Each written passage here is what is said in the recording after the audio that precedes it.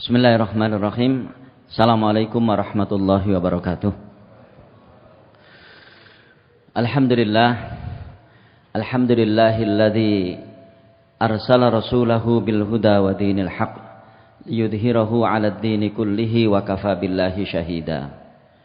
Alhamdulillahilladzi nahmaduhu wa nasta'inuhu wa nastaghfiruh wa na'udzu billahi min syururi anfusina wa min sayyiati a'malina. May yahdihillahu fala mudilla lahu wa may yudlilhu fala hadiyalah. Asyhadu an la ilaha illallah wahdahu la syarikalah wa asyhadu anna Muhammadan 'abduhu wa rasuluhu la nabiyya ba'dah. Allahumma shalli wa sallim wa barik ala Muhammad wa ala alihi wa sahabatihi wa man da'a bi da'watihi wa ihtada bi hadihi ila yaumiddin. Asbahna wa asbahal mulku lillahi walhamdulillahi la syarikalah la ilaha illa huwa wa ilaihin nusyur. Asbahna ala fitratil islami wa kalimatil ikhlas wa ala dini nabiyyina Muhammadin sallallahu alaihi wasallam wa ala millati abina Ibrahim hanifa wa ma kana minal musyrikin. Raditu billahi rabba wa bil islami dina wa bi Muhammadin nabiyya wa rasula. Bismillahilladzi la yadurru ma'asmihi syai'un fil ardi wala fis sama' wa huwas sami'ul alim. Subhanallahi wa bihamdihi 'adada khalqihi wa ridha nafsihi wa zinata 'arsyihi wa midada kalimatih. Allahumma inna na'udzubika min an nusyrika bika syai'an na'lamu wa nastaghfiruka lima la na'lamu. Para bapak ibu dan saudara-saudara sekalian, wabil khusus jajaran pengurus takmir Masjid Namira yang saya hormati, alhamdulillah kita bersyukur dan kita terus bersyukur kehadirat Allah Subhanahu wa taala atas nikmat dan karunia yang dianugerahkan kepada kita. Kita bersyukur Allah masih berkenan menganugerahkan tambahan umur kepada kita sehingga kita bisa bangun kembali di pagi ini dan kemudian menunaikan salat subuh dengan berjamaah. Dan tentu kita semua berdoa mudah-mudahan keseluruhan amal ibadah kita ini diterima oleh Allah Subhanahu wa taala. Para bapak dan ibu sekalian, saya ingin kembali mengingatkan kita semua tentang persoalan yang terkait dengan pergantian waktu. Jadi di dalam Al-Qur'an itu kalau kita lihat di antara bentuk sumpah Allah Subhanahu wa taala itu, Allah Subhanahu wa taala bersumpah dengan atas nama waktu. Dan bahkan di dalam Al-Qur'an juga kita jumpai ada beberapa surat di mana nama surat itu berarti waktu. Dan itu saya kira kita semua mengetahui, dan karena itu pula maka betapa penting untuk selalu kita ingat hal yang terkait dengan pergantian waktu ini. Maka kalau orang itu mengetahui ini semuanya, tentu pergantian waktu itu bukanlah saat untuk berhura-hura, bukan pula saat untuk melakukan hal-hal yang tidak ada gunanya, tapi pergantian waktu itu sesungguhnya adalah bagaimana kita kemudian setelah pergantian waktu itu kita membuat sebuah resolusi. Kita membuat sebuah tekad baru. Apa yang harus kita lakukan ketika setelah pergantian waktu itu. Itu saya kira yang penting untuk kita ketahui bersama. Betapa di dalam Al-Quran itu Allah Subhanahu wa ta'ala bersumpah dengan waktu. Itu sangat detail. Sangat rinci. Mungkin kita semua tahu. Jadi semua jenis waktu. Wabil khusus yang terkait dengan waktu salat. Itu Allah Subhanahu wa ta'ala bersumpah dengannya. Maka Allah Subhanahu wa ta'ala bersumpah dengan waktu fajar. Oleh karena itu ada surat Al-Fajr yang diawali dengan sumpah Allah Subhanahu wa ta'ala dengan waktu fajar. Wal fajr, demi waktu fajar. Allah Subhanahu wa ta'ala juga bersumpah dengan waktu subuh. Di mana di dalam satu ayatnya subuh ini atau waktu subuh ini adalah awal dari pergerakan manusia. Dan karena itu Allah berfirman di salah satu ayat di surat At-Takwir, was-subhi idza tanaffas. demi waktu subuh dan demi waktu subuh ketika sudah mulai bergerak. Artinya sudah mulai ada nafas. Maksudnya adalah bahwa waktu subuh ini adalah awal dari pergerakan manusia. Dan karena itu apa yang dilakukannya di waktu subuh, itulah sesungguhnya yang akan menentukan secara keseluruhannya dari waktu-waktu setelahnya. Dan itu semuanya kenapa kemudian kita mengawali waktu subuh ini dengan beribadah kepada Allah Subhanahu wa taala, menunaikan sholat subuh dengan berbagai macam hal yang ada di sampingnya. Kita juga melaksanakan sholat subuh 2 rakaat ya, sebelum sholat sholat qabliyah 2 rakaat subuh, di mana kita semua tahu itu khairun minad dunya wa ma fiha, lebih baik daripada dunia dan seisinya. Kita lihat itu. Makanya Allah Subhanahu wa taala bersumpah dengan waktu subuh. Setelah itu Allah Subhanahu wa taala bersumpah dengan waktu duha.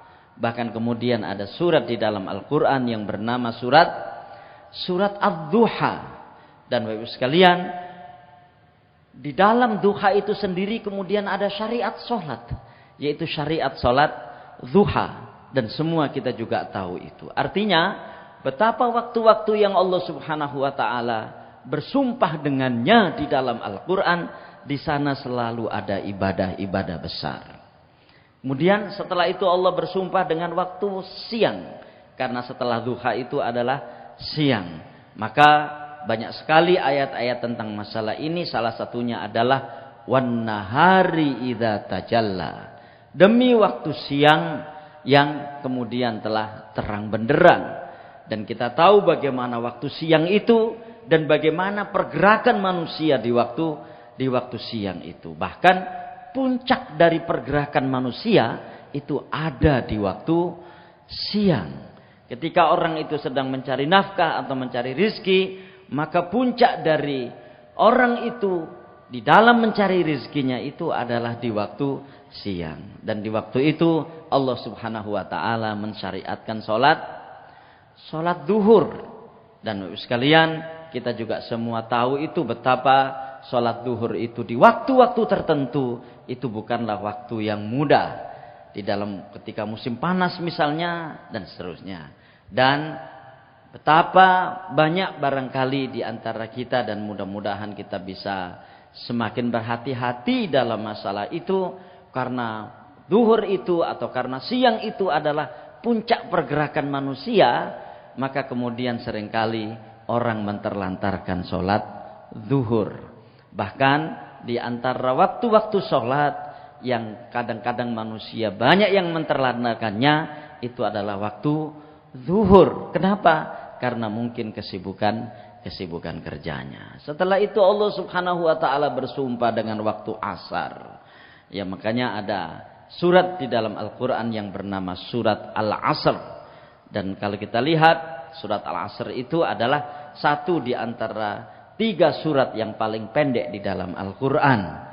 Jadi di dalam Al-Qur'an itu ada 3 surat, yang ketiga surat ini masing-masing hanya terdiri dari 3 ayat, yaitu surat Al-Asr, surat Al-Kautsar, dan surat An-Nasr, yang ketiga-tiganya ada di juz Amma atau di juz 30. Dan kita lihat bagaimana wal asr itu.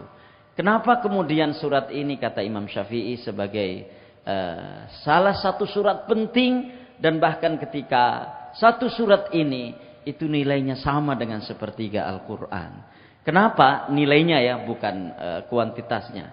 Kenapa? Karena surat ini memang mengandung makna yang begitu sangat dalam. Kenapa demikian? Karena waktu asar itu adalah waktu leyeh-leyehnya manusia. Waktu dia habis capek mencari nafkah. Waktu di mana saat itu tenaga sudah mulai berkurang. Kalau ini kita kaitkan dengan umur manusia, barangkali waktu asar itu adalah waktu senja. Nah, masyarakat muslimin, di waktu senja itulah orang biasanya di situ akan melakukan kemungkinan 2 hal. Kemungkinan dia semakin rajin beribadah, atau kemungkinan saat itu dia telah mencapai anti klimaks dalam ibadahnya, dan kemudian banyak meninggalkan hal-hal yang mestinya harus dilakukan. Maka ada surat al-asr. Dan Allah bersumpah dengan waktu asar itu dalam firman-Nya, wal asr, demi waktu asar. Kemudian setelah itu Allah Subhanahu wa taala bersumpah dengan waktu malam, wal lail. Dan karena itu ada surat di dalam Al-Qur'an namanya surat Al-Lail. Ya, jadi wal laili idza yaghsha.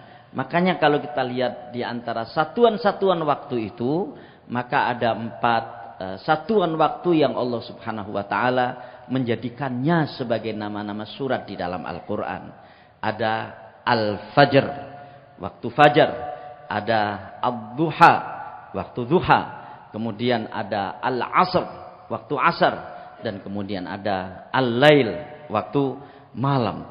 Demikianlah pentingnya waktu itu. Karena itu saya ingin mengulang kembali, kalau seandainya kita semuanya, para manusia itu mengetahui benar akan hakikat pergantian waktu, sesungguhnya tidak ada kesempatan bagi dirinya untuk berhura-hura, apalagi melakukan hal-hal yang tidak ada gunanya.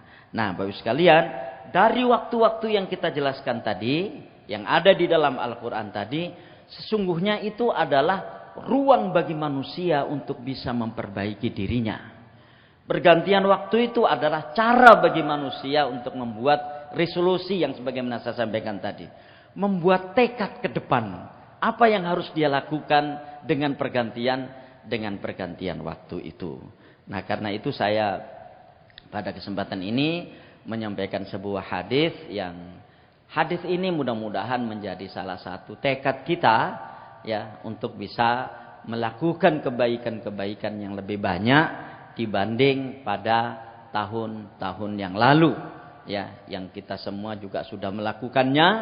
Dan sebagaimana yang saya sampaikan waktu kaleidoskop kemarin, kenapa surat Al-Hasyr ayat yang ke-18 itu ada 2 perintah takwa yang mengapit perintah muhasabah.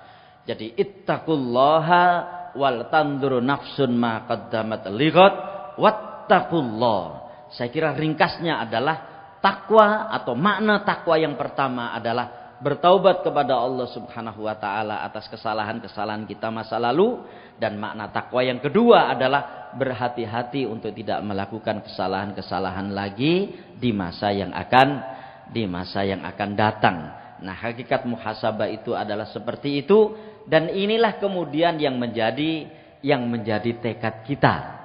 Ya, yang menjadi tekad kita, dan karena itu saya ingin membawakan hadis di sini.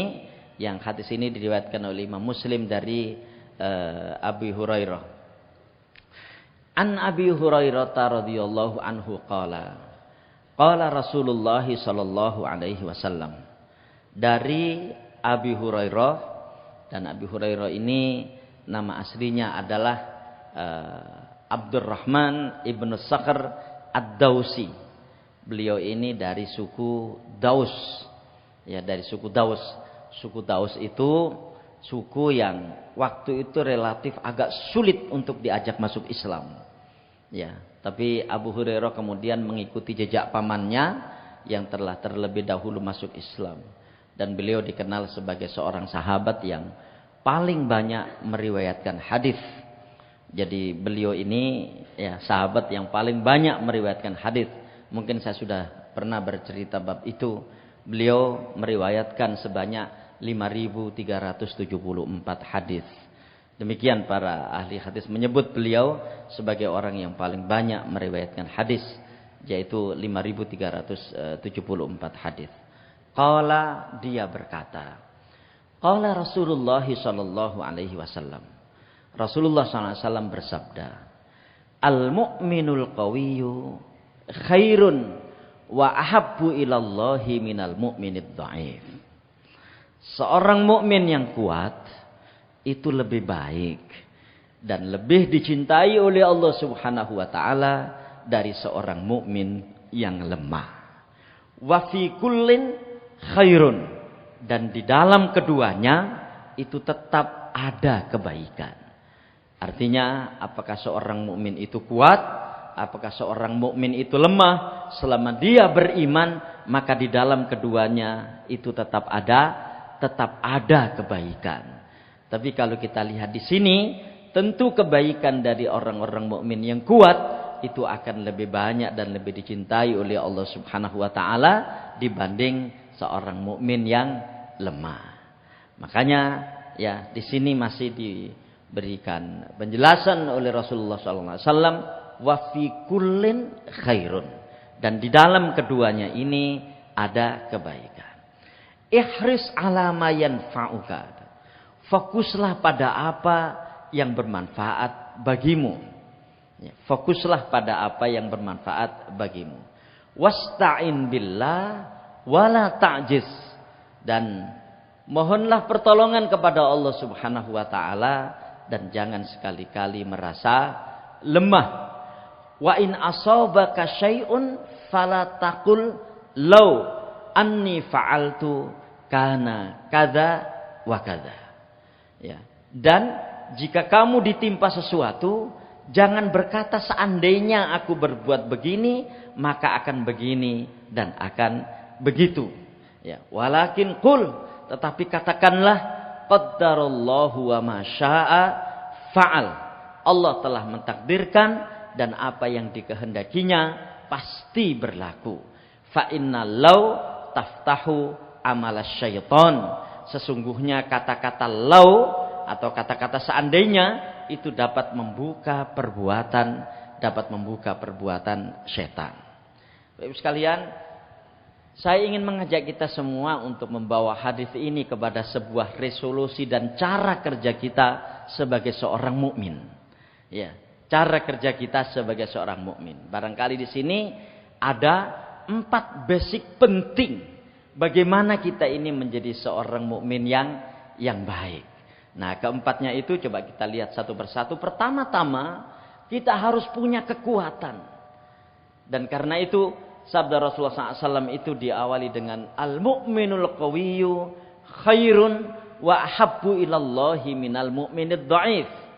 Seorang mukmin yang kuat itu lebih baik dan lebih dicintai oleh Allah daripada orang mukmin yang lemah. Nah, tentu di sini adalah kekuatan dalam berbagai macam aspek. Kekuatan dari berbagai macam sisi. Nah, kekuatan dari berbagai macam sisi ini kita punya semuanya. Yang membedakan kadarnya masing-masing. Tapi kita perlu juga melihat ketiga kekuatan ini apakah masih ada di dalam diri kita, atau kekuatan itu sudah mulai melemah, atau kekuatan itu naik, atau kekuatan itu mengalami peningkatan. Coba kita lihat di situ. Mungkin kita bisa menjelaskan kekuatan ini dari versi kita masing-masing, tapi paling tidak minimal ada 3 kekuatan di situ. Ya, ada 3 kekuatan di situ. Pertama-tama, dan barangkali ini adalah yang paling gampang untuk kita ketahui bersama, adalah kekuatan fisik. Ya, kekuatan badan kita ini. Ya kan? Dan karena itu kenapa kemudian di dalam Al-Qur'an banyak sekali ayat-ayat yang di sana disebutkan oleh Allah Subhanahu wa taala, yang ayat-ayat itu terkait dengan pemeliharaan kekuatan fisik. Karena kekuatan fisik yang dimiliki oleh seseorang inilah yang akan menjadikan dia bisa bergerak lebih banyak, bisa bekerja lebih banyak, bisa melakukan ibadah lebih banyak. Dan kalau kita lihat banyak sekali ibadah-ibadah itu yang bertumpu kepada kekuatan fisik. Ya kan? Salat misalnya. Salat itu bertumpu kepada kekuatan fisik salah satunya. Dan karena itu ketika kita lihat ada dispensasi atau keringanan di dalam melakukan salat, maka keringanan itu salah satunya terkait dengan kekuatan fisik. Salat itu harus dengan berdiri. Kalau tidak bisa dengan berdiri, dengan duduk. Kalau nggak bisa dengan duduk, dengan berbaring. Kalau nggak bisa dengan berbaring, dengan isyarat mata. Dispensasi ini terkait dengan apa? Terkait dengan kekuatan, terkait dengan kekuatan fisik. Dan karena itu seseorang penting untuk memelihara dan menjaga kekuatan fisiknya. Nah, apalagi Bapak Ibu sekalian, siklus kehidupan manusia ini, ya kan? Dari umur 0 tahun sampai dia meninggal, itu salah satu indikasinya ada di dalam kekuatan ada dalam kekuatan fisik, ya kan?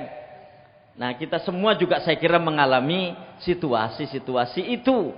Coba kita lihat 10 tahun yang lalu misalnya, atau 15 tahun lalu misalnya, bagaimana kondisi fisik kita? Tentu jauh lebih kuat dibanding sekarang.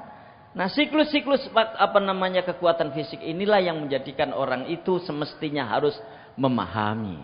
Dan akhirnya dia bagaimana berusaha untuk bisa menjadikan kekuatan fisiknya ini untuk melakukan hal-hal kebaikan. Nah, Bapak sekalian, ini yang saya kira kita perlu melihat kembali sejarah bagaimana para sahabat itu, ya kan? Bagaimana para sahabat itu mendayagunakan kekuatan fisiknya itu sangat luar biasa untuk bisa memproduksi amal kebaikan yang sebanyak-banyaknya. Bahkan ketika kemudian muncul para sahabat yang secara fisik dia tidak sempurna, tapi kemudian dia bisa melakukan hal-hal yang luar biasa. Saya pernah dalam sebuah pengajian di sini mencontohkan ada seorang sahabat yang bernama Abdullah bin Umi Maktum. Beliau itu buta dan beliau itu adalah salah satu muadzin Rasulullah Sallallahu Alaihi Wasallam. Jadi beliau ini buta, ya kan? Tetapi ketika di dalam sebuah peperangan melawan orang Persia, dia itu minta kepada Umar bin Khattab yang waktu itu menjadi Amirul Mukminin untuk kemudian, ya kan, dia minta kepada Umar untuk membawa bendera. Jadi bagaimana ada seorang sahabat buta, ya kan? Kemudian minta kepada Umar untuk membawa bendera. Sementara bendera itu sangat penting waktu itu. Dialah yang menjadi penanda pasukan itu eksis atau tidak. Begitu bendera itu jatuh, maka itu berarti pasukan itu kalah. Dan begitu seterusnya.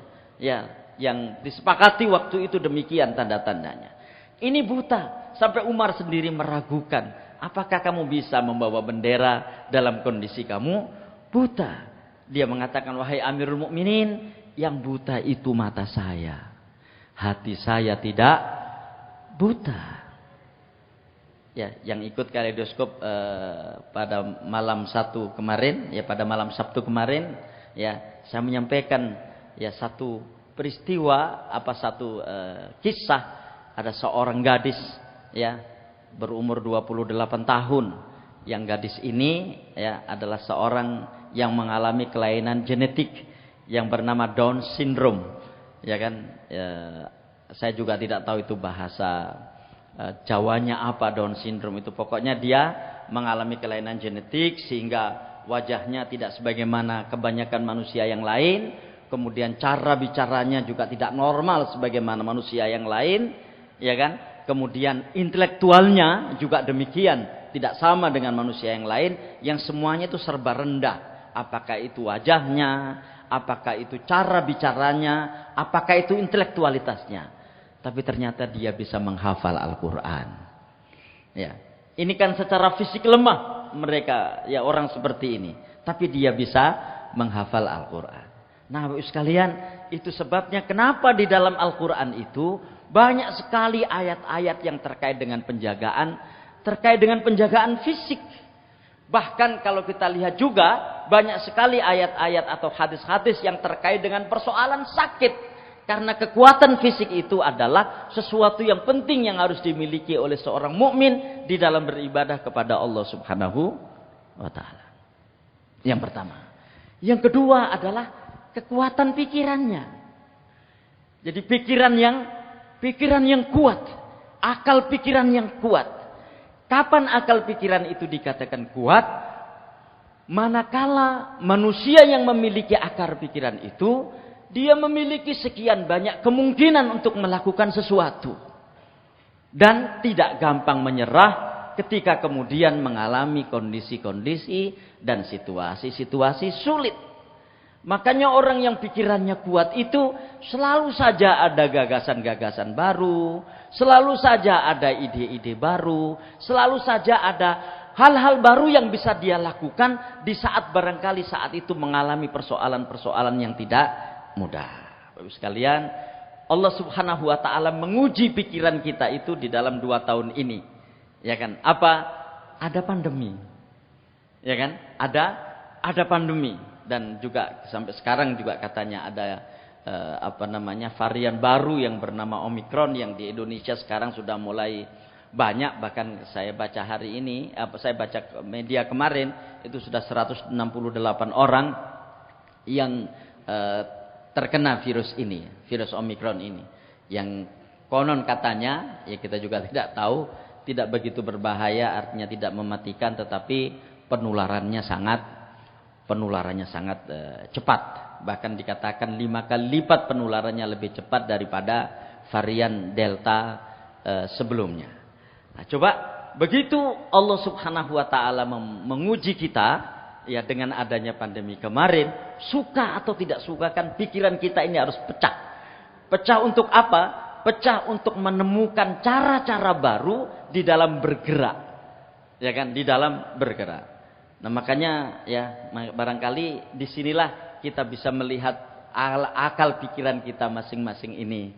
Dan itu adalah perintah agama untuk menemukan cara-cara baru di saat kita mengalami kesulitan. Ketika Allah berfirman, "Inna ma'al usri yusra," ya, fa inna ma'al usri yusra. Sesungguhnya bersama kesulitan itu ada kemudahan, maka sesungguhnya bersama kesulitan itu ada kemudahan. Itu kan maksudnya supaya kita menemukan cara baru, menemukan cara yang kemudian kita bisa menghentikan kesulitan yang kita alami. Dan itu dibutuhkan akal pikiran yang kuat, yang kemudian dia tidak akan gampang putus asa dan tidak gampang menyerah. Kenapa? Karena keputusasaan itu tercela di dalam agama. Ya, putus asa itu tercela di dalam agama. Ya, bahkan kalau ada orang yang meninggal karena bunuh diri, ya kan, itu tidak boleh disolati. Karena kita lihat bunuh diri itu kan puncak dari sebuah keputusasaan. Seolah sudah tidak ada lagi jalan. Ya, seolah sudah tidak ada lagi cara. Seolah sudah tidak ada lagi ruang bagi dia untuk berikhtiar. Dan kemudian mentok di satu titik yang kemudian, nek ngene iki enak mati wae. Ya kan? Nah, kaum muslimin, kaum mukmin seperti kita-kita ini tidak boleh seperti itu. Dan karena itu meninggal bunuh diri itu sangat tercela. Dan kemudian ya kan dilarang kita untuk mensolati orang yang meninggal karena bunuh diri. Karena di situ adalah puncak ketidakyakinan seseorang terhadap takdir Allah Subhanahu wa taala. Itu yang terkait dengan akal pikiran. Nah, Bapak sekalian, saya kira dari sinilah kita perlu untuk mengetahui kadar kekuatan akal pikiran kita ini masing-masing. Ya kan? Dan karena itulah kemudian Allah Subhanahu wa taala di dalam banyak ayat Al-Qur'an menyuruh kita untuk melihat dengan kacamata kita, melihat dengan mata kepala kita dan melihat dengan mata hati kita. Itu kan supaya cakrawala berpikir kita itu luas. Karena cakrawala berpikir kita itu luas, sehingga akhirnya kemudian kita tidak akan gampang mentok kepada satu titik yang di situ kita tidak bisa bergerak dan tidak bisa bekerja lagi.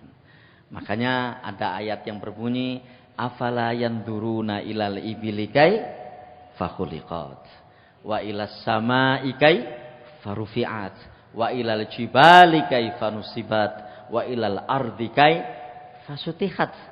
Apakah kamu tidak melihat bagaimana unta itu dibuat, unta itu diciptakan, dan di antara ciri khas unta itu adalah dia ini bisa menahan untuk tidak minum itu selama sepekan lebih, ya. Jadi 7 hari 7 malam dia bisa menahan minum ini unta ini. Tapi mungkin begitu minum barangkali 1 bak itu habis barangkali. Jadi bagaimana unta itu bisa menahan minum, ya kan, menahan untuk tidak minum itu 7 hari 7 malam lamanya. Itu unta. Kenapa? Karena dia berada di padang pasir, dan di padang pasir itu relatif sulit air waktu itu. Nah, itu kalau kemudian kita gambarkan bagaimana dia bisa tidak minum selama 7 hari 7 malam. Orang kan akan berpikir gitu ya, sehingga orang tidak kemudian gampang menyerah ketika tidak ada minuman yang bisa dia minum.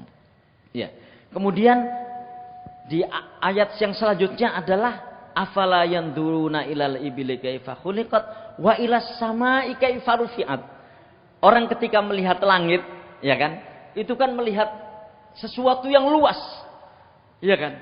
Nah, keluasan sesuatu yang dia lihat inilah yang menjadikan alam pikirannya juga luas. Ya. Makanya sampai ada peribahasa yang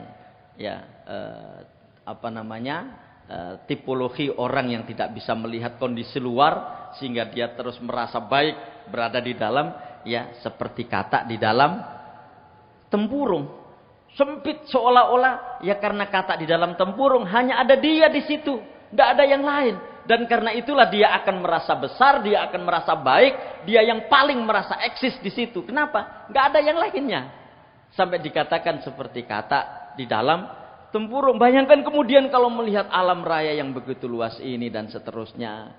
Ya, paling tidak dengan nafas yang dia keluarkan akan menjadikan dia berpikir 1000 kali untuk kemudian melakukan hal-hal yang mengarah kepada keputusasaan. Dan seterusnya. Dan saya kira banyak sekali itu. Ya, ketika kaum muslimin kalah di dalam perang Uhud, ya, Allah Subhanahu wa taala kemudian berfirman, "Wala tahinu wala tahzanu wa antumul a'launa in kuntum mu'minin." Jangan sedih, jangan gelisah. Kalian semuanya ini adalah umat yang paling tinggi nilainya seandainya kalian masih tetap beriman. Ya, bagaimana akal pikiran itu menjadikan manusia memiliki nafas panjang di dalam hidupnya yang tidak gampang menyerah dengan situasi-situasi sulit yang dia alami. Ya, yang dia alami. Nah, pergantian waktu itu sesungguhnya harus kita arahkan ke sana. Itu kekuatan yang kedua. Kekuatan yang ketiga adalah kekuatan spiritual. Ya, kekuatan ibadah. Karena ibadah-ibadah di dalam Islam ini, Bapak Ibu sekalian, itu adalah mengarahkan kita sebagai orang yang kuat. Ya, mengarahkan kita sebagai orang yang kuat. Itu ibadah. Jadi sholat itu mengarahkan kita sebagai orang yang kuat. Puasa mengarahkan kita sebagai orang yang kuat. Infak dan sedekah mengarahkan kita sebagai orang yang kuat. Dan seterusnya. Dan karena itulah ayat-ayat tentang ibadah di dalam Al-Quran itu selalu terkait dengan kekuatan. Ya kan? Selalu terkait dengan kekuatan. Lihatlah misalnya firman Allah Subhanahu wa taala di ayat yang ke-45 dari surat Al-Ankabut. Ayat yang sudah sering kita dengarkan. Ya kan? Di situ Allah berfirman, "Utlu ma uhiya ilaika minal kitab wa aqimis shalah innas sholata tanha 'anil fahsya'i wal munkar." Ya, bacalah oleh Ibu Muhammad apa yang diturunkan Allah Subhanahu wa taala kepadamu dan tegakkanlah salat, karena sesungguhnya salat itu bisa mencegah dari perbuatan fahsya dan mungkar. Kekuatan apa yang dibuat di sini? Ya kan? Kekuatan apa yang dianugerahkan oleh Allah Subhanahu wa taala bagi orang-orang yang salat? Ya, kekuatan apa coba? Adalah kekuatan untuk bisa selektif di dalam melakukan amal. Sehingga orang-orang yang salat itu punya daya tahan yang luar biasa untuk tidak gampang-gampang mendekati dosa dan kemaksiatan. Ya, jadi orang yang sholat itu adalah orang-orang yang tidak gampang-gampang mendekati kemaksiatan dan dosa. Harusnya demikian. Dan karena itulah di ayat yang lain, ya, di surat Al-Baqarah ayat yang ke-45. Itu bahkan Allah Subhanahu wa taala memerintahkan kita untuk mohon pertolongan kepada Allah lewat perantaraan salat. Wasta'inu bis-sabri was-shalah wa innaha lakabiratun illa 'alal khashi'in. Dan ayat senada ada di ayat yang lain. Ya ayyuhalladzina amanu sta'inu bis-sabri was-shalah innallaha ma'as sabirin. Jadi bagaimana sholat itu mengarahkan kita supaya menjadi orang yang kuat. Nah, karenanya Bapak sekalian, begitu orang itu, naudzubillah min dzalik, jangan sampai kita demikian. Begitu orang itu gampang meninggalkan sholat, gampang menterlantarkan sholat, orang ini akan gampang, dalam bahasa Indonesianya, ini bahasa Jawanya itu, orang itu akan gampang ngelukro dalam kehidupannya. Ya. Akan gampang lemah, akan gampang mengalami situasi-situasi sulit meskipun orang lain menganggapnya itu mudah. Nah, mestinya kan sebagai seorang mukmin kita tidak demikian. Sebagai seorang mukmin itu harusnya, ini juga catatan buat kita semuanya, ya termasuk buat saya sendiri, harusnya meskipun orang itu mengatakan ini kondisi sulit, kita akan survive bahwa ini adalah kondisi mudah. Dengan apa? Dengan ibadah-ibadah yang kita lakukan ini. Ya, dengan ibadah-ibadah yang kita lakukan ini. Zakat misalnya. Apa ayat tentang zakat itu? Di surat At-Taubah, surat yang ke-9 ayat yang ke-103. Khudh min amwalihim shadaqatan tutahhiruhum wa tuzakkihim biha. Muhammad, ambillah dari sebagian harta mereka sebagai zakat mereka. Apa fungsinya? Tutahhiruhum wa tuzakkihim biha. Yang zakat itu berfungsi untuk membersihkan dan mensucikan jiwa mereka. Ya, membersihkan dan mensucikan jiwa mereka. Jadi zakat, infak dan sedekah itu untuk kekuatan jiwa. Ya. Karena jiwa yang kuat itu adalah jiwa yang memiliki sifat kedermawanan. Dan jiwa yang rapuh itu adalah jiwa yang kikir, yang bakhil, yang individualis, yang egois. Ini jiwa-jiwa rapuh semuanya. Jiwa-jiwa lemah. Sehingga kalau ada orang yang nyeketemi hartanya itu sedemikian kuat, terus kemudian menganggap dirinya itu kuat, itu dia salah. Saat itu justru dia dalam kondisi jiwa yang rapuh, jiwa yang lemah. Karena jiwa yang kuat itu adalah jiwa yang memiliki semangat kedermawanan. Dan itulah di dalam Islam. Dan karena itu Bapak sekalian, kalau ini kemudian kita kaitkan dengan hal-hal yang bersifat fisik, mungkin ada para dokter yang hadir pada kesempatan ini bisa kita tanya, mereka-mereka yang punya jiwa pelit inilah yang paling potensi untuk kemudian mengalami penyakit fisik. Karena kikir dan bakhil itu akan gampang menjadikan manusia itu terkena penyakit fisik. Jadi kita lihat bagaimana zakat itu menjadikan orang memiliki kekuatan jiwa. Puasa, ya, mungkin nanti kita akan sampaikan suatu ketika tentang bagaimana kekuatan yang dibentuk oleh puasa itu. Ya ayyuhalladzina amanu kutiba alaikumusiyam kama kutiba alal ladzina min qablikum la'allakum tattaqun. Dan saya kira tidak ada satupun di antara kita yang meragukan bahwa kekuatan tertinggi yang dimiliki oleh manusia mukmin itu adalah kekuatan yang bernama takwa. Nah, coba dari 3 kekuatan ini, monggo kita lihat di dalam diri kita masing-masing, kekuatan fisik, kekuatan akal pikiran, dan kekuatan spiritual, atau kekuatan di dalam hal yang terkait dengan masalah ibadahnya. Ini poin yang pertama. Saya kira kalau kita menganggap tahun yang akan datang ini adalah sebuah kebaikan yang ingin kita raih sebanyak-banyaknya, mungkin kita perlu mengoreksi 3 kekuatan yang kita miliki ini. Kemudian yang kedua adalah konsentrasi. Rasulullah bersabda, "Ikhris alama yanfa'uka." Fokuslah pada apa yang berguna bagimu.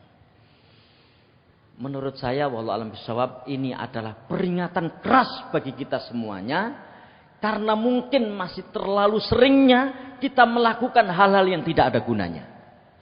Ya, terlalu seringnya melakukan hal-hal yang tidak ada gunanya. Apakah hal-hal yang tidak ada gunanya itu berisi kerentek kalau dalam bahasa Jawa, ya, berisi lamunan-lamunan yang sama sekali tidak ada gunanya?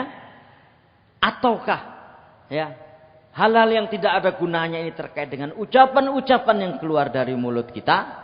Ataukah hal-hal yang tidak ada gunanya ini yang terkait dengan gerakan-gerakan yang digerakkan oleh indera kita? Nah, sekalian, saya kira saya ulang kembali, menurut saya ini tamparan keras buat kita semuanya ini sabda Rasulullah ini. Karena barangkali masih terlalu sering kita ini untuk melakukan hal-hal yang tidak ada gunanya. Jadi ngelakoni hal sing gak ono gunane, apakah berupa niat yang tidak ada gunanya, berupa omongan yang tidak ada gunanya, berupa amal-amal perbuatan yang tidak ada gunanya. Karena amal-amal perbuatan yang tidak ada gunanya ini kalau terus-menerus dilakukan, maka nanti akan bisa mengarah kepada amal-amal perbuatan yang menjadikan dia melakukan dosa. Ya, melakukan dosa. Dalam sebuah perbincangan saya membuat contoh yang sederhana.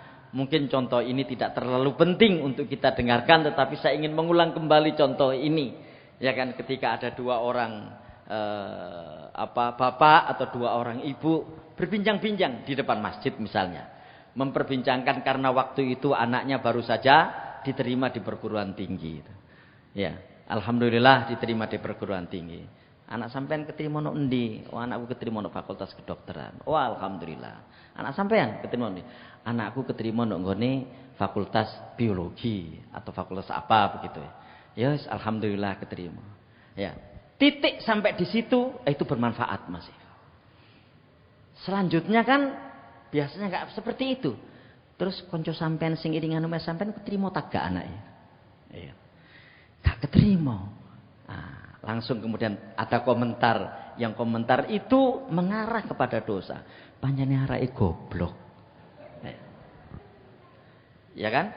Jadi bagaimana sebuah alur perkataan yang diawali dengan hal yang bermanfaat karena sama-sama tahadduts bin ni'mah, menyampaikan nikmat bahwa anaknya diterima, setelah itu tidak ada gunanya. Kenapa? Karena menanyakan apa yang ada di tetangganya itu tidak ada gunanya. Setelah itu kemudian mengarah kepada dosa. Ya kan? Bapak sekalian, saya kira bab seperti ini masih sering kita lakukan. Ya kan? Yang awalnya itu perkataan kita ada gunanya dalam 10 menit barangkali. Begitu sudah menginjak ke 15 menit sudah tidak ada gunanya. Begitu menginjak setelah 15 menit, ya, disitulah kemudian muncul perkataan-perkataan yang mengarah kepada dosa. Apalagi ketika manusia di dalam sekitarnya itu mengalami persoalan. Ya kan? Di dalam kondisinya itu mengalami persoalan, mestinya negerinya yang sedang tidak stabil. Ya, masyarakatnya yang sedang tidak stabil. Ya, mungkin pemimpinnya yang dianggap kurang baik. Itulah nanti yang akan gampang memunculkan perkataan-perkataan yang mengarah kepada dosa. Mungkin kita mungkin ada yang masih ingat, saya pernah menyampaikan di dalam kajian Jumat malam itu hadis bangkrut itu ya. Masih ada ingat itu? Jadi di akhirat nanti ada orang yang membawa sholat yang banyak, zakat yang banyak, membawa amal perbuatan baik yang banyak di akhirat nanti. Tapi pada saat dia membawa amal kebaikan yang banyak itu, waktu di dunianya dia mencela si A, mencederai si B, ya, mengolok-olok si C dan seterusnya. Sampai akhirnya kemudian amal-amal baiknya itu habis untuk menebus kesalahan-kesalahan sosialnya kepada orang lain. Ya, makanya ya para sahabat ditanya Rasulullah, manil muflis gitu, siapa orang yang bangkrut itu? Sahabat menjawab, orang yang bangkrut itu adalah orang yang tidak punya dinar dan dirham. Maksudnya wong sing bangkrut itu wong sing gak ndek duit. Tapi kata Rasulullah bukan itu orang yang bangkrut itu. Jadi orang yang bangkrut itu adalah orang yang datang kepada Allah Subhanahu wa taala membawa sekian banyak amal perbuatan baik, tapi pada saat yang sama dia suka mencela orang, dia suka memfitnah orang, dia suka ghibah kepada orang, dia suka menyakiti orang, dan akhirnya amal-amal baiknya itu habis untuk menebus, ya kan, kesalahan-kesalahan sosialnya kepada orang. Nah, sekalian, ihris ala ma yanfa'uka ini menurut saya menjadi penting untuk kita ketahui bersama, gitu ya. Jadi fokuslah pada apa yang berguna bagimu. Ya, mungkin di sini ada pengusaha ya. Ini Pak Hilmi Rezen juga seorang pebisnis. Seorang pebisnis itu salah satu kunci kata keberhasilannya itu ini. Ya, ya kan. Fokuslah pada apa yang berguna bagimu. Orang dagang itu, ya. Kata kunci yang harus dia pegangi itu ini. Ikhris alamayan fauka. Apalagi kalau kita kemudian berdagang dengan Allah Subhanahu wa taala. Lho napa wonten Pak tiyang sing berdagang kalian Allah? Oh ada. Ya ayyuhalladzina amanu hal adullukum ala tijaratin tunjikum min adzabin alim. Wahai orang-orang yang beriman, maukah kalian saya tunjukkan tentang perniagaan, bentuk bisnis yang akan menjadikan kalian diselamatkan oleh Allah Subhanahu wa taala dari siksa yang pedih. Itu surat apa itu? Surat As-Saff. Ya. Tu'minuna billahi wa rasulihi wa tujahiduna fi sabilillahi bi amwalikum wa anfusikum dzalikum khairul lakum in kuntum ta'lamun. Ya, kalau enggak salah ini surat As-Saff ayat yang ke-9 dan ke-10. Jadi seperti itu Bapak sekalian. Ya, ikhris ala ma yanfa'uka. Cobalah di tahun yang akan datang ini kita coba untuk mengoreksi diri kita dalam bab ini. Bayangkan kemudian naudzubillah min dzalik, begitu Allah Subhanahu wa taala mencabut ajal kita, kita sedang melakukan hal-hal yang tidak ada gunanya. Atau bayangkan kemudian ketika Allah Subhanahu wa taala sedang mencabut nyawa kita, saat itu kita sedang melakukan perbuatan kemaksiatan dan dosa. Karena itulah selalu fokus pada apa yang berguna bagi kita. Ya, selalu fokus pada apa yang berguna. Maka Rasulullah bersabda, ihris ala ma yanfa'uka. Fokuslah pada apa yang berguna bagimu. Ya. Kemudian yang ketiga, wasta'in billah wala ta'jiz. Mohonlah pertolongan kepada Allah Subhanahu wa taala dan jangan melemah. Ya, mohonlah pertolongan kepada Allah Subhanahu wa taala dan jangan melemah. Kenapa? Karena permohonan pertolongan kita kepada Allah Subhanahu wa taala inilah yang menjadikan kita itu kuat. Dan Bapak sekalian, jangan sampai kita mohon pertolongan kepada Allah itu di saat-saat kita merasa butuh pertolongan. Karena pada dasarnya di setiap waktu, di setiap detik, di setiap cuaca yang dialami oleh manusia, dia itu butuh pertolongan Allah. Sama seperti kita istighfar. Sama seperti kita mohon ampun kepada Allah Subhanahu wa taala. Jangan sekali-kali kita mohon ampun kepada Allah Subhanahu wa taala ketika kita merasa bersalah. Ya. Bukankah kita juga mengetahui bahwa perasaan bahwa bersalah itu hal yang melekat di dalam diri manusia? Apakah ketika dia sedang bersalah atau ketika dia sedang merasa tidak bersalah? Dalam kondisi apapun manusia itu punya potensi bersalah. Dan karena itulah istighfar itu tidak harus ketika manusia itu merasa berbuat salah. Sama mohon pertolongan kepada Allah juga begitu. Ya, jangan sampai ketika semuanya sudah serba cuma Pak, yang dimakan ada, anaknya bisa kuliah atau anaknya bisa sekolah, kondisi sudah mencukupi, kemudian dia tidak mohon pertolongan kepada Allah. Jangan. Dan itu sebabnya kenapa mohon pertolongan kepada Allah itu melekat di dalam ibadah besar yang kita lakukan, yaitu salat. Dan karena di ayat yang kelima dari surat Al-Fatihah itu, yang itu selalu kita ucapkan di saat kita salat, iyyaka na'budu wa iyyaka nasta'in. Makanya mohonlah pertolongan kepada Allah Subhanahu wa taala dalam semua situasi. Apakah situasi yang kita anggap mudah ataukah situasi yang kita anggap sulit? Kenapa Pak kok perlu memohon pertolongan kepada Allah di saat mudah? Karena betapa banyak orang-orang itu yang gagal mengelola hal mudah yang dia alami. Ya kan? Dan karena itu dia perlu memohon pertolongan kepada Allah Subhanahu wa taala supaya kondisi mudah, kondisi suka yang dia alami itu benar-benar mendatangkan manfaat bagi dirinya. Tidak jarang orang itu terpeleset di saat dia mudah. Tidak jarang orang itu terpeleset ketika dia mengalami kondisi yang enak. Justru keterpelesetan itu terjadi di saat orang bukan dalam kondisi sulit.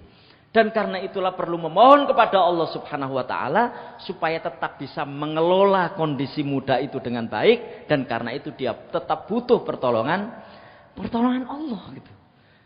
Nah, saya kira Bapak sekalian, kan seringkali kita ngentengno kan di situ itu. Aku wis enak, gak perlu njaluk tolong nanggone Allah. Begitu gak perlu njaluk tolong nanggone Allah, salatnya ketika dia enak itu berbeda dengan salatnya ketika dia sedih. Ya kan? Begitu ketoke wis enak, salate akhirnya ya biasa-biasa saja. Ya kan? Artinya biasanya lama ketika dia biasanya qiyamul lail itu rajin, begitu kondisi enak seolah-olah sudah tidak ada lagi yang perlu dimintakan kepada Allah Subhanahu wa taala, akhirnya tidak salat lail gitu. Memang salat lail itu atau qiyamul lail itu salah satu fungsinya adalah kita mohon pertolongan Allah karena pada saat itu adalah waktu yang diijabahi. Waktu yang ya Allah akan mengabulkan doa-doa kita. Itu di sepertiga malam terakhir itu. Ya kan? Tapi kan biasanya begini gitu. Iki aku urip kok repot gini ya. Akhirnya dinasihati, entah itu oleh ustadz, oleh kiai atau oleh temannya. Salat tahajud. Dengan salat tahajud itu insya Allah Allah akan bisa meringankan beban-beban kamu. Itu tidak salah. Itu betul. Tapi jangan sampai kemudian ketika sudah enak, sudah nggak perlu lagi tahajud. Kau wis gak tahu ketok qiyamul lail kon misalnya begitu. Maksudnya ya salat subuhnya juga pas-pasan datangnya. Nggih Pak, sakniki kula pun enak. Itu kesalahan yang besar. Karena pada dasarnya memohon pertolongan kepada Allah Subhanahu wa taala itu dalam semua situasi. Ya, wala ta'jiz, dan jangan merasa lemah. Ya, jangan merasa lemah. Bapak Ibu sekalian, ada seorang sahabat.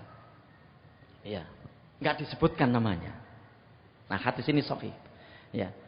Ada seorang sahabat enggak disebutkan namanya di dalam hadis itu. Dia hutangnya banyak. Ya. Datang kepada Rasulullah sallallahu alaihi wasallam. Ya, Rasul, utang kula niki kathah. Akhirnya oleh Rasulullah tidak kok kemudian terus dikasih subsidi untuk membayar utangnya, enggak. Tapi Rasulullah SAW mengajarkan dia doa. Di mana doa ini adalah doa anti kelemahan, istilahnya begitu. Sehingga doa ini tidak hanya fokus kepada persoalan utangnya, tapi juga fokus kepada persoalan jiwanya. Ya kan? Karena ketika orang itu mengeluh terhadap sesuatu yang dialaminya, sesungguhnya dia sedang mengalami kelemahan jiwa. Maka kemudian Rasulullah mengajarkan doa begini. Yang bahkan doa ini dianjurkan oleh beliau untuk kita baca setiap pagi dan sore gitu ya. Nah, doa itu berbunyi begini. Allahumma inni a'udzubika minal apa? Wal hazan gitu ya. Wa a'udzubika Allahumma inni a'udzubika minal hammi wal hazan wa a'udzubika minal ajzi wal kasal. Wa a'udzubika minal bukhli wal minal jubni wal bukhl wa a'udzubika min ghalabatid daini wa qahrir rijal. Justru kalau kita lihat dari 4 item doa itu, yang kaitannya dengan hutang itu ditaruh di terakhir. Ya, yang kaitannya dengan utang itu ditaruh di terakhir. Sebelumnya itu adalah terkait dengan indikasi-indikasi kelemahan yang menyebabkan orang itu gampang mengeluh terhadap situasi sulit yang dia alami. Kita lihat di situ. Allahumma inni a'udzubika minal hammi wal hazan. Ya Allah, ya Tuhanku, aku mohon perlindungan kepadamu dari kegelisahan dan kesedihan. Ya, jadi gampang gelisah, gampang sedih. Bahkan di dalam bahasa Indonesia, puncak dari kegelisahan itu disebut dengan istilah gunda gulana. Nah, sekarang itu dipakai istilah yang cukup ngetren, galau. Itu ya. Galau ini sesungguhnya adalah awal dari sebuah kegelisahan. Dan puncak kegelisahan itu kalau kita lihat di dalam bahasa Indonesia itu adalah gunda gulana. Dia tidak tahu lagi apa yang harus dia perbuat karena kegelisahan yang dia alami. Kemudian wal hazan. Dan aku mohon perlindungan kepadamu ya Allah dari sedih. Nah, Bapak sekalian, gelisah dan sedih ini satu paket biasanya. Wong nek gelisah itu mesti sedih, wong nek sedih mesti gelisah. Satu paket ini. Ya kan? Satu paket. Bagaimana kegelisahan itu pada dasarnya atau pada saat yang bersamaan menghadirkan kesedihan, begitu pula kesedihan itu pada saat yang sama menghadirkan kegelisahan. Sementara orang-orang yang beriman itu cirinya adalah la khaufun alaihim walahum yahzanun. Mereka tidak khawatir dan mereka tidak sedih. Kenapa sedih ini dilarang di dalam agama? Karena kesedihan inilah yang akan banyak menghalangi orang untuk berbuat baik. Ya, karena apa? Karena sifat sedih, sifat gelisah itu akan menghentikan seluruh panca indera yang kita miliki ini sehingga tidak bisa bergerak melakukan kebaikan demi kebaikan. Gitu. Itu yang pertama. Kemudian wa'udzubika minal ajzi wal kasal. Dan aku mohon perlindungan kepadamu ya Allah dari sifat lemah dan malas. Ya, sifat lemah dan malas. Jadi kemalasan ini tercela di dalam agama.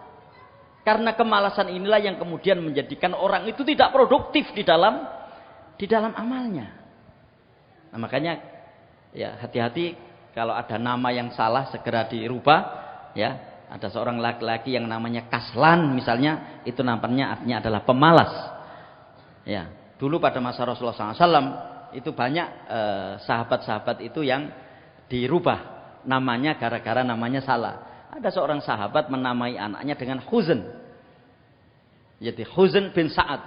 Maka oleh Rasulullah SAW diganti dengan nama Sahal. Makanya ada sahabat yang bernama Sahal bin Sa'ad As-Sa'idi.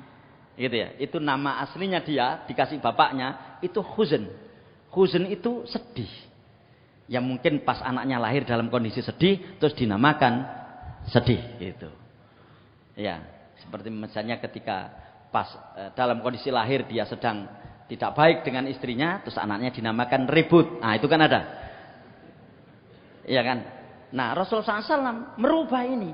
Atau mungkin yang menamakan anaknya Kaslan itu mungkin nggak tahu. Yang penting bahasa Arab, gitu ya. Kaslan. Nah, pada masa Rasulullah sampai begitu tentang nama itu. Kenapa? Karena nama itu harapan. Ya kan? Nama itu gagasan. Nama itu cita-cita. Gitu. Sehingga kalau kemudian namanya itu sedih, maka kemudian Rasulullah merubah dengan Sahal. Makanya saya pernah menyampaikan hadis di sini yang diriwayatkan oleh seorang sahabat yang bernama Sahal bin Sa'ad As-Sa'idi. Ini sahabat ketika Rasulullah SAW Fathu Makkah itu usianya baru 15 tahun.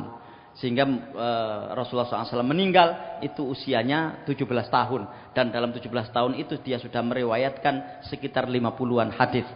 Ya, ini nama itu. Nah, sekalian itu yang kedua. Wa'udzubika minal ajzi wal kasal. Ajaz itu ketidakmampuan. Gampang mengatakan tidak mampu. Dan aku mohon kepadamu ya Allah, perlindungan kepadamu ya Allah dari sifat malas dan dari sifat tidak mampu dan sifat lemah.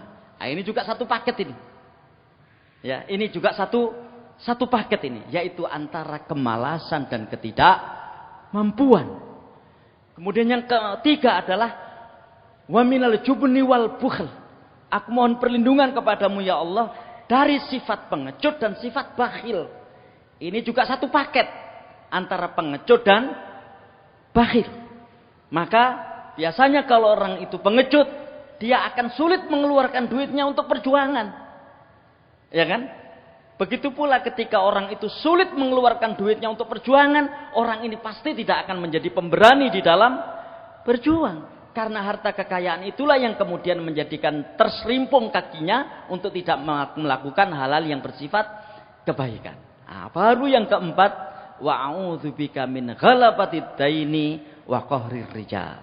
Dan aku mohon perlindungan kepadamu ya Allah min ghalabatid daini, dari banyaknya hutang, wa qahrir rijal, dan paksaan orang. Nah, paksaan orang di sini terkait dengan utang itu apa? Orang yang banyak hutang itu akan gampang mengalami penurunan harga dirinya, sehingga kemudian orang yang menghutanginya itu akan gampang melakukan hal-hal yang dia tidak menyukainya. Jadi min ghalabatid daini wa qahrir rijal itu ditaruh di yang keempat. Kenapa? Karena pada dasarnya ketika orang ini mengatakan kepada Rasulullah banyak hutang, dia mengalami berbagai macam bentuk kelemahan sebelumnya. Wala dan jangan melemah. Itu. Baik, kemudian yang ini mungkin Bapak Ibu sekalian boleh setuju, boleh tidak gitu ya. Saya ketika menggunakan kalimat ini. Pada dasarnya manusia itu ketika dia gagal, pasti dia akan menyesal. Ya. Pasti dia menyesal. Nah, Islam itu mengatur gimana caranya menyesalnya itu benar.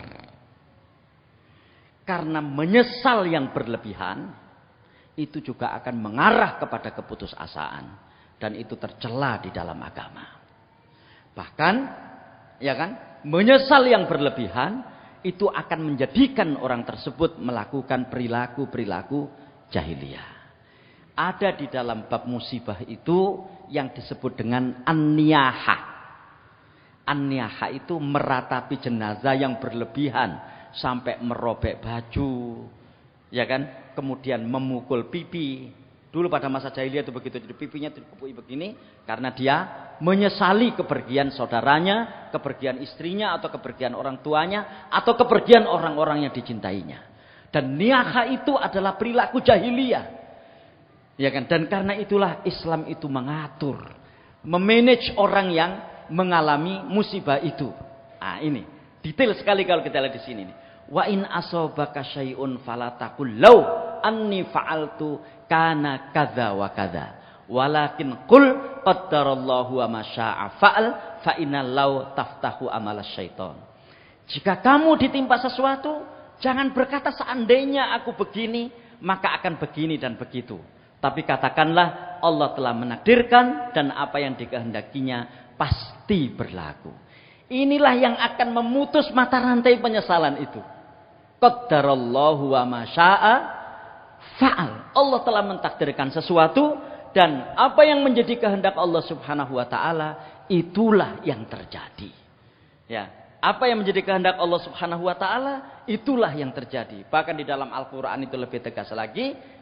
Di dalam memanage sebuah penyesalan itu Allah berfirman, alladzina idza asabatuhum musibah qalu inna lillahi wa inna ilaihi raji'un. Bapak sekalian, orang mengalami musibah itu sudah di dalam kondisi lemah, kondisi tidak berdaya karena musibah itu datang. Jangan sampai kondisi yang tidak berdaya itu kemudian menjadikan kita mendapatkan murka dan dosa yang kemudian menjadikan kita sebagai orang-orang yang tidak baik akibat musibah yang kita alami. Justru di saat musibah yang terjadi itulah segera kita mengantisipasi kemungkinan datangnya kemaksiatan akibat musibah itu datang. Dengan apa? Dengan mengatakan qaddarallahu wa ma syaa fa'al, atau dengan kalimat yang sudah sering kita, atau kalimat istirja yang disampaikan oleh Allah SWT di dalam Al-Quran, yaitu inna lillahi wa inna ilaihi raji'un. Inilah yang kemudian akan membuahkan semangat baru di dalam melakukan amal-amal kebaikan berikutnya. Nah, coba di dalam tahun 2022 ini barangkali yang bisa kita jadikan sebagai salah satu bentuk resolusi kita. Kita punya kekuatan, konsentrasi penuh di dalam melaksanakan syariat agama, kemudian memiliki spiritualitas yang tinggi, dan di saat mengalami keterserimpungan atau keterpelesetan, dia tahu bagaimana cara menghadapi yang sebaik-baiknya. Demikian, assalamualaikum warahmatullahi wabarakatuh.